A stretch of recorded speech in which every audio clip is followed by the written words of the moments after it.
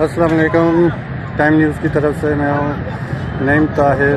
ये आप रावी के मनाज़िर देख सकते हैं कि पानी का सतह मज़ीद बुलंद हो रही है और ब्रिज के ऊपर अवाम का जमे गफ़ीर। ये आप देख सकते हैं बिल्कुल किनारे पे अवाम आई हुई है।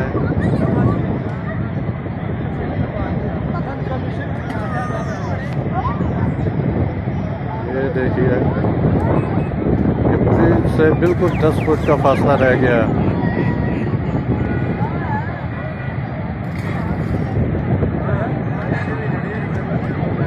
बहुत पानी की रफ्तार इस वक्त बहुत तेज़ है, ये देख सकते हैं।